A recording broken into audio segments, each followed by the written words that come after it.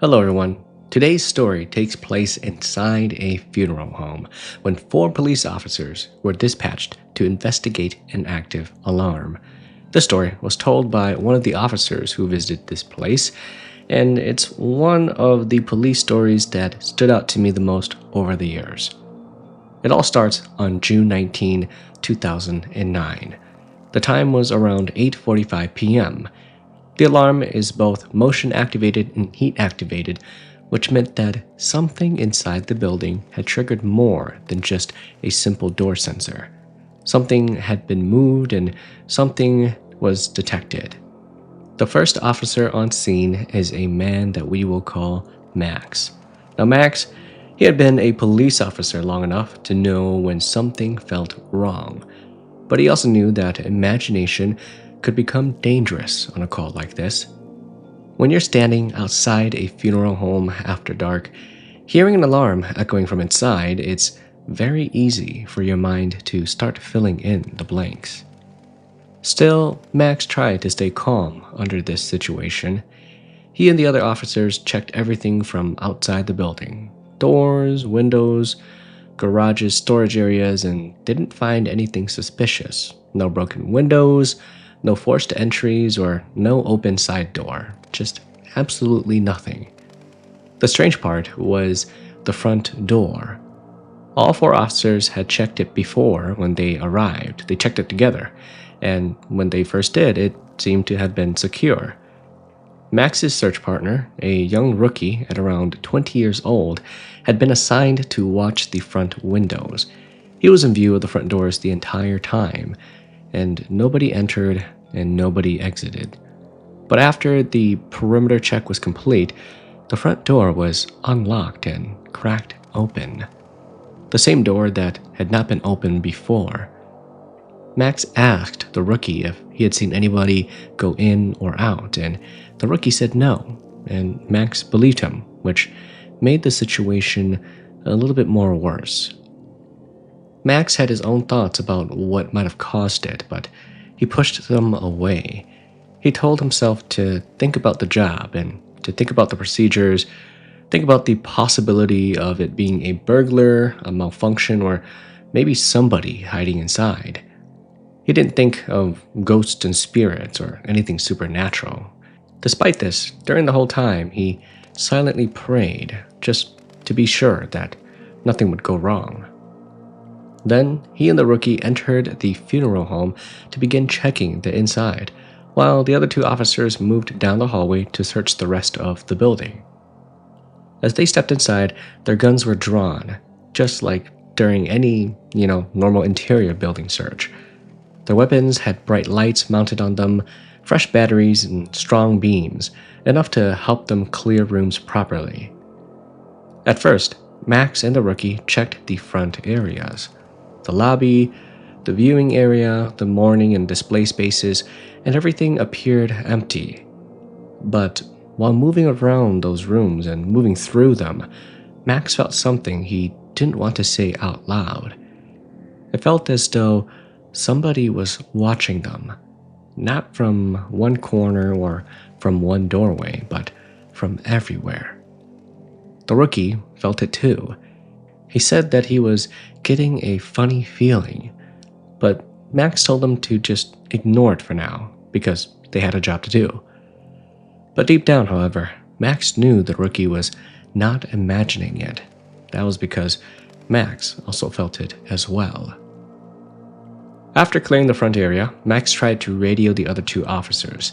He asked if they had checked the basement yet, and there was no response, only static. The rookie looked at him with a strange expression, and he didn't have to say what he was thinking. Max could already see it on his face. Something was wrong. The rookie slowly turned his head toward the stairs leading to the basement, and then he shook his head from side to side. He did not want to go down there. Max understood. He never forced anyone to do something he wouldn't do himself, but there were still police officers, and if there was somebody hiding in the basement, they had to clear it out. So, Max told the rookie to follow him, and then the two of them went down the basement stairs. The basement hallway had light switches at both the top and bottom of the stairs. Each switch controlled the stairwell lights, and at the bottom there was another panel of switches that controlled the basement lights. Max kept his gun drawn and started down first. The rookie followed 2 steps behind him. When they reached the bottom, Max turned on the basement lights and announced their presence. To the right were restrooms, which they cleared first, and to the left was an open door leading into another room with its own lighting controls. Max and the rookie entered, and the moment they stepped inside, the air changed. Max felt a deep, chilling uneasiness settle over him, and then the rookie spoke quietly. "Let's just go back up now, Max." Max turned around to look at him and tried to sound steady.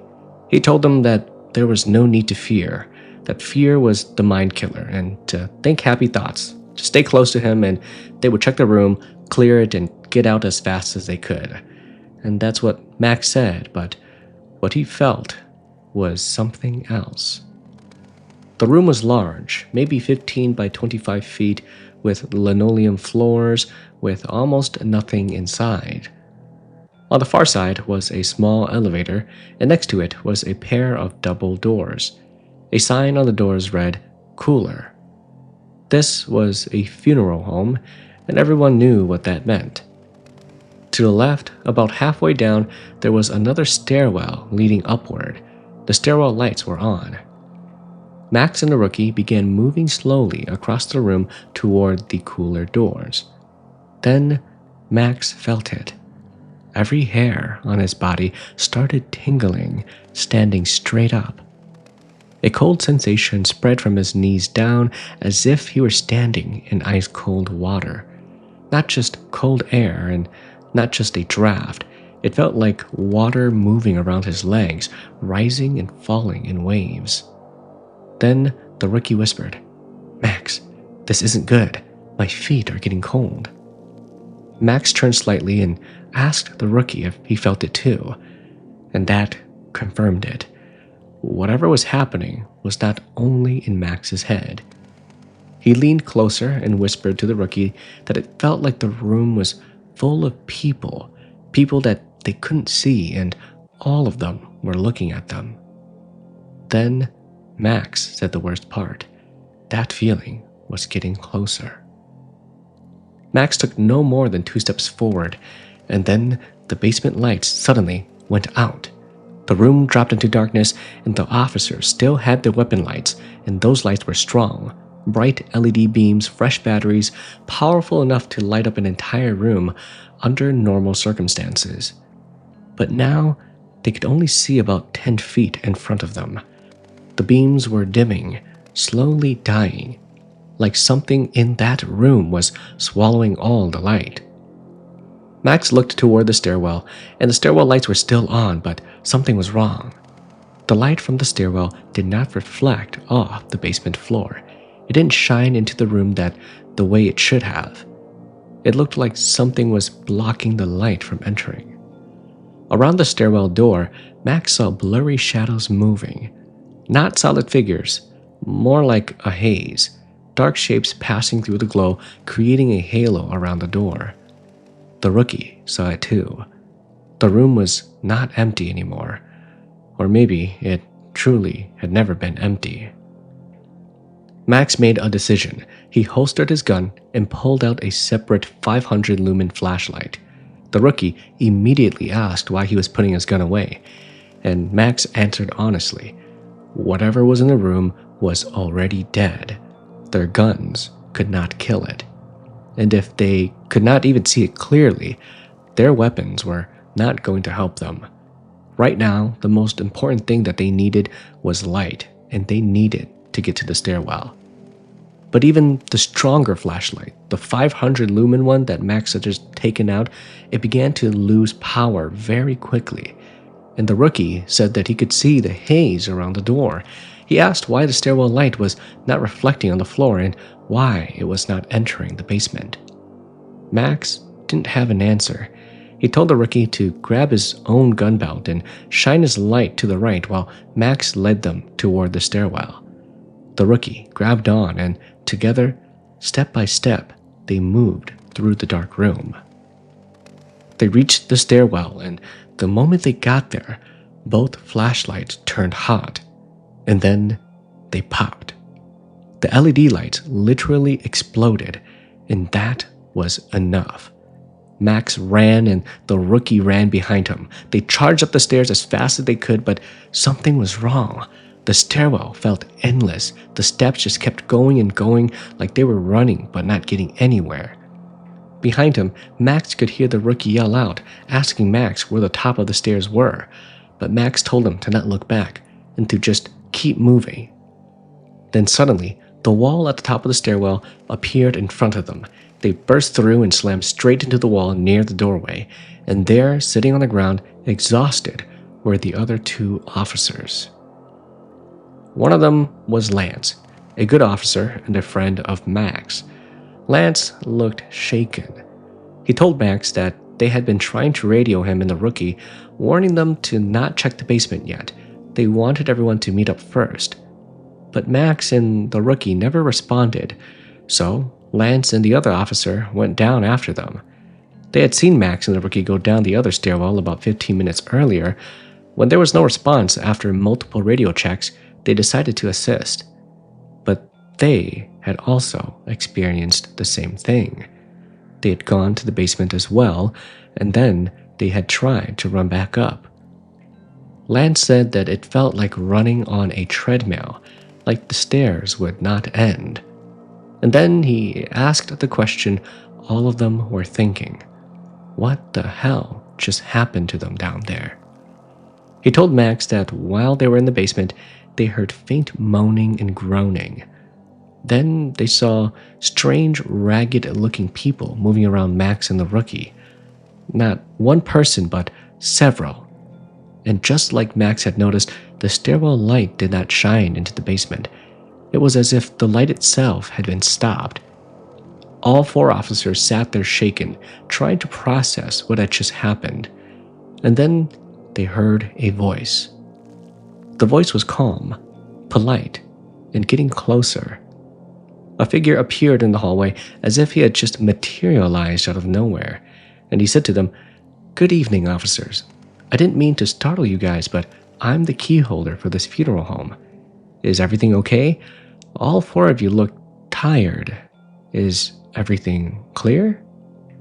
The man continued, saying he hoped that they had not exhausted themselves too much checking out the place. Then he said something that made the situation feel even colder. He wanted to check the basement himself, but he would feel better if the officers went with him. All four officers stood. They turned toward the basement stairwell, and before going back down, Max radioed dispatch to let them know the keyholder had arrived on scene. There was a long pause. Too long of a long pause. Dispatch usually responded within seconds.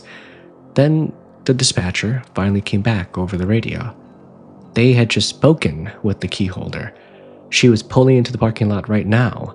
Dispatch then asked if the officers could verify whether two keyholders had responded. As it turns out, the real keyholder was a woman. All four officers turned toward the man who had just introduced himself, but he was no longer standing there. In his place was a smoky mist slowly dissipating down the hallway. A moment later, the front door opened. A woman's voice called out, announcing herself and asking if she could come inside. This was the real keyholder. After verifying her information with dispatch, the officers began looking around the front entrance. And that was when Max noticed a particular photo hanging on the wall. A man's photo.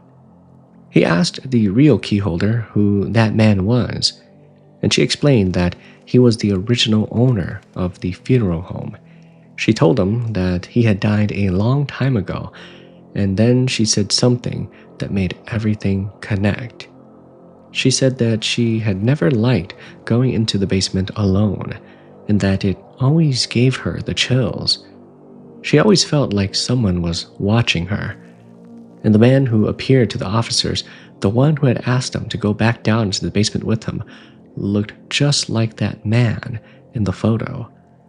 The original owner, who was dead for many years, and somehow he had come to invite them back downstairs. The keyholder reset the alarm system, and according to the control panel, the alarm had been triggered by motion and heat sensors in the basement. The basement, the same place where the officers felt the room filled with unseen people, where their lights wouldn't work properly, where the flashlights dimmed, heat up, and then popped, and the place where the original owner tried to lead them back down. After finishing the report, the 4 officers stood outside the funeral home and compared what they had experienced. Their stories matched almost perfectly. The cold around the feet, the feeling of being watched, the haze shadows, the stairwell that felt like an escalator that just was endless, and lights that would not behave naturally. It was one of those moments where no one wanted to say the word ghost too quickly, but no ordinary explanation fit. Then they heard something from the front of the funeral home. Tap, tap, tap. The sound came from the main front window. All 4 officers turned to look, and behind the glass stood the same man, the original owner. This time, he was waving at them, but he wasn't alone. Standing behind him were faint figures, not just 1 or 2, but several of them. Their forms were unclear, but their faces were visible enough for the officers to see their expressions. They were smiling, and it's not the kind, warm smile that you give to people, but they each had a sinister smirk as they waved at the 4 officers through the window. At this point, Max didn't want to see any more. He turned and walked away without saying anything. The rookie asked if he was going to call it in, and Max's answer was simple: no. Instead, he was going to park in front of the church to pray. All 4 officers drove to the Lutheran church on the north side of town, and there, away from the funeral home, they sat and shared everything that had happened to each of them. The details were too similar to dismiss. They all had felt this strange pressure. They had the same experiences in the basement as something more than just a normal room, and they had all seen or heard things that didn't belong there, that really didn't have a normal explanation. But the biggest question stayed with them. What if Max had not radioed dispatch about the keyholder? What if they had believed the man? He requested them to go to the basement with them after all 4 officers already came back. What if all of them actually had followed him back down into the basement? And this question bothered Max more than anything else. This was because the man had not appeared screaming or threatening. He just came politely and calmly, like someone who belonged there, someone who was genuinely asking for help. And if dispatch had not said that the real keyholder was a woman, they might have gone with him. They might have gone back down the stairs into the room where light could not enter. They would have been back in that room where those figures had seen them moving around them. And maybe this time, they would not have come up. Now, here are my thoughts on this story. This was perhaps one of the most well-written stories that I have had the joy of reading for a long time. It's one of my favorite, one of my classics, one story that I always tell people whenever there's like a ghost story to share about this haunted funeral home and how these officers were called to check out on this alarm that went off without an explanation. Personally, maybe this funeral home has a history or a secret history of real occult activities or rituals in the basement. if there's all that negative energy to the point where light can't even pierce through the darkness, that's when you know that there's got to be some really evil stuff going down there. Or maybe they were using the bodies, the cadavers and stuff like that to do some crazy dark and black magic. But that's just my opinion. That's just my thoughts. What do you guys think about it? Let me know in the comment section below. And if you've gotten this far, please leave a like and subscribe. This story is one of those stories that start with something simple. Something that could happen to almost anyone when they are young.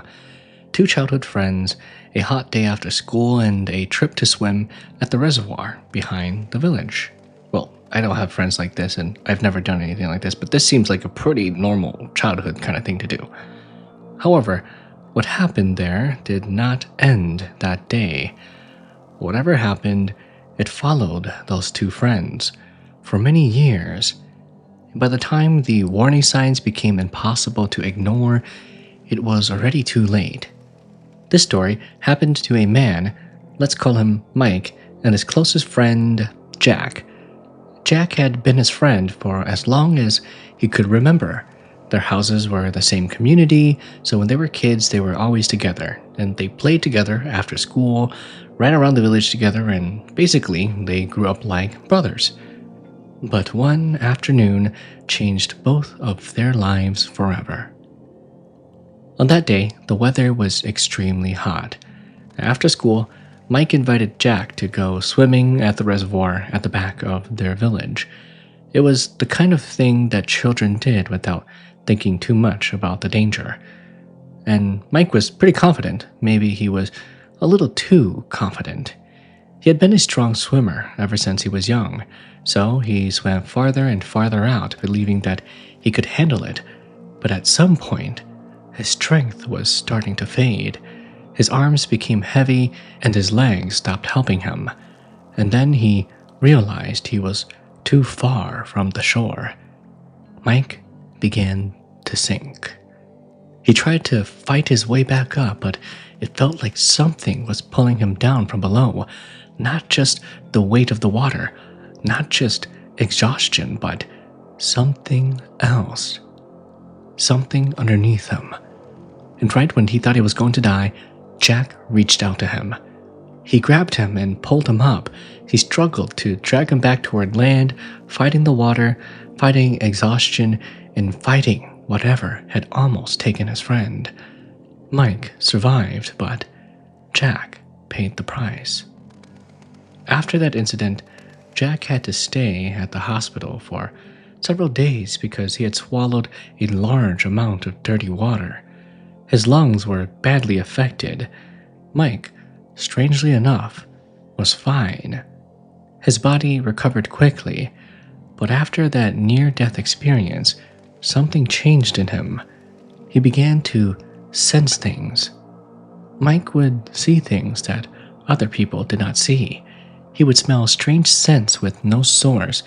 He could hear voices that no one else could hear, and it was like coming so close to death had opened something inside of him, something he never asked for. On the other hand, Jack was never the same physically. Because of the lung infection, his body became weak. He was no longer the strong, healthy boy he used to be, and eventually, Jack's family moved into the city so that he could receive treatment more easily.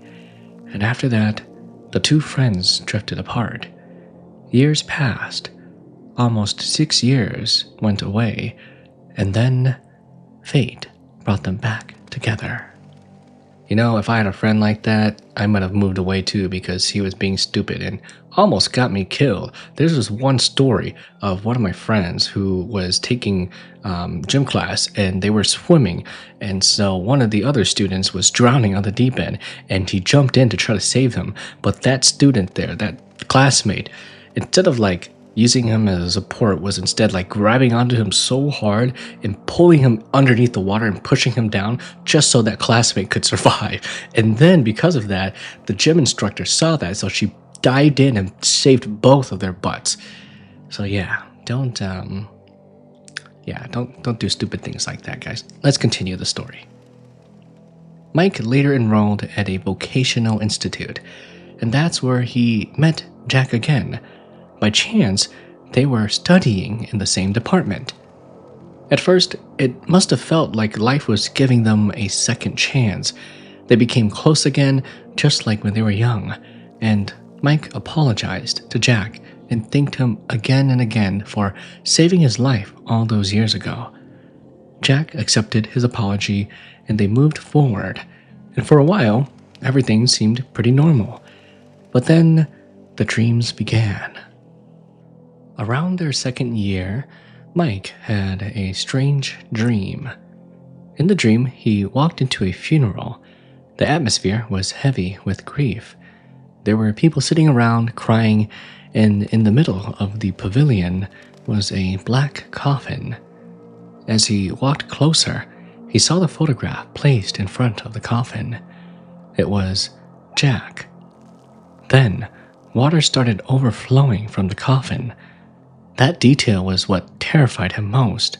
Not blood, not smoke, but water. He woke up in fear, his heart pounding, because the dream just felt way too real. You know, some dreams just fade the second you open your eyes, but this one really stayed with Mike. He remembered the coffin, the people crying in Jack's photo, and the water spilling out. But still, it was only just a dream. At least, that's what he tried to tell himself. About 2 weeks later, after an evening class, Mike and his group of friends planned to go eat at the market. They sat waiting at their usual table in front of the classroom. Soon, he saw 7 friends walking toward him, and he recognized all of them. But one of them looked wrong. One of his friend's face was missing. From the hairline down to the chin, there was only a black shadow, dark and empty, like someone had erased the face from reality. Mike stared, confused and frightened, while everyone else acted normal. They kept walking, talking, and joking like nothing was wrong and nothing was strange. Then he noticed the bag, the tools, and the way the person carried themselves. It was Jack. That's when Mike shouted, "Hey, Jack!" And as soon as he called out, Jack's face slowly returned to normal. Everyone else looked confused. Mike explained what he had seen, but some of them believed him and others did not. Honestly, who would believe something like that anyways? A missing face and a black shadow and a friend walking among everybody else just like normal. It sounded impossible, but that would not be the last warning that Mike would receive. A few days had passed and life seemed to return to normal for Mike. He almost forgot what he had seen. But then one day, he and Jack went to go buy tools at the market. As usual, Mike rode on the back of Jack's motorcycle. At first, everything was ordinary: the road, the wind, and the sound of the motorcycle. Suddenly, Mike couldn't see Jack's head. He was sitting right behind him, but his head was gone. Mike could only see the collar of his shirt standing up with the wind. Beyond that, the view in front of him was clear, as if Jack's head had been simply erased. Then, slowly, the image returned to normal again. After that experience, Mike spoke to Jack seriously. He told him that something was wrong, and Jack listened. Maybe he didn't fully believe it, but he listened enough to stop riding his motorcycle to school. That should have helped, Mike thought, but it didn't stop the signs. One day, after class, everyone was heading home. Some friends rode on their motorcycles, and Jack waited for a pickup-style passenger vehicle. When he climbed into the vehicle, Mike saw it again. Jack was sitting there all alone, without a head. This time, Mike couldn't hold himself together. He started crying because the warning felt too clear now. It was not just a strange dream and not just a hallucination. It happened again and again. Starting from the dream of the coffin, Jack's missing face, the headless motorcycle ride, and now to today's experience. Even Jack began to believe half of what Mike was telling him. So, everyone tried to be careful. Jack avoided risky situations. His parents, even though they did not really like Mike, which I wouldn't either, agreed that after the exams were finished, they would take Jack to ordain as a novice monk. It felt like they had a plan and they just needed to make it work and hold out until then. On exam day, the group was walking around the field in front of the school building. It was around 10 in the morning and the sunlight was strong.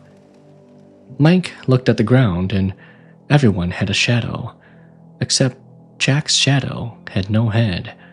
That was the fourth warning. At that point, there was almost nothing left to dismiss. The signs were no longer coming only at night. They were not hidden in dreams anymore. They were appearing in broad daylight under the sun in front of a school building. After exams ended, the group went to celebrate at a friend's house. They drank, talked, and tried to act normal, but the fear was still there, sitting quietly underneath everything. Then, around midnight, Jack suddenly screamed from the bathroom. He came out shaken and told everyone he believed Mike now. When he looked into the mirror, he could not see the shadow of his own head. That night, the group decided that nobody should go home. They would all sleep together at that friend's house. Since there were so many of them, they all laid down in a row on the first floor. Sometime around 3 in the morning, Mike woke up needing to use the bathroom. Before he could get up, he heard voices. People were standing nearby, talking. He narrowed his eyes and looked toward the sound, and that was when he saw 2 figures. The first figure wore golden clothing, shining bright yellow all over his body. The second was a dark figure so black it was almost impossible to see clearly. Mike could not understand what they were saying, but he saw one thing clearly. Both figures pointed at Jack. Mike was terrified. He forced his eyes shut and pretended to sleep until morning. When everyone woke up, they all went their separate ways. Mike rode back with Jack in the passenger vehicle and told Jack's parents everything again. Even though they didn't like him that much, they listened to him this time. They took Jack to a temple near their home so that he could ordain as a novice monk, and it seemed like they had made it in time, but unfortunately, they had not. After leaving Jack, Mike returned home, showered, changed clothes, and asked his parents to go with him to join in making merit for Jack's ordination. While he was waiting for his parents to finish gathering their things, he suddenly smelled incense. Strong incense. The smell hit him hard, and in that moment, his heart sank. He felt something terrible coming. Then, a large window that had been opened suddenly slammed shut against the house. No wind, no warning. Then, the house phone rang. Mike sat frozen, praying that what he feared was not true. His mother answered the phone. Then she screamed. The call brought terrible news. Jack had died. Less than an hour after separating from Mike, Jack passed away. His mother later explained through tears that while the family was preparing things for his ordination, Jack had ridden his motorcycle out to buy a razor from a nearby shop, but he never came back. His motorcycle lost control and fell into a water ditch beside the road. Jack drowned there, at the scene, just like the dream had warned. Water, the coffin, the friend who had once saved Mike from drowning had now died himself by drowning. After Jack's death, Mike blamed himself. He had seen so many signs and he felt the warnings over and over again. He tried to help, but in the end, it was not enough. The worst part was thinking back to their childhood. That day at the reservoir, Jack had cheated death for him. Jack had pulled him out of the water, and he had taken in the dirty water, and because of that, his health suffered. Years later, Jack died in water. Mike could not stop wondering if the two events were connected. Maybe death had come back to collect what it had been denied. Perhaps Jack had saved his friend's life, but in doing so, had taken on something meant for someone else. But no one else could prove that. But the thought stayed with Mike. Throughout that semester break, Mike ordained as a novice monk and dedicated all the merit he made to Jack. He believed that it was the last real thing he could do for the friend that saved his life, and even now, he still makes merit for Jack often. He sets aside a part of his salary and gives it to Jack's parents. They do not always want to accept it, but he gives it sincerely from his heart, because Jack did not just save him once, Jack gave him the rest of his life. Damn, talk about a real homie, man, saving your friend only to pass away because of a similar incident. It just kind of shows that you can't really escape fate. It's like one of those stories that you hear over and over and over again where the person is predicted to die a certain way, and no matter how many times they try to prevent him from dying that way, it always ends up that they die that way. Anyways, what do you guys think about that story? Let me know in the comment section below what you would have done. Also, leave a like and subscribe if you haven't already, and I will see you guys next time. Bye.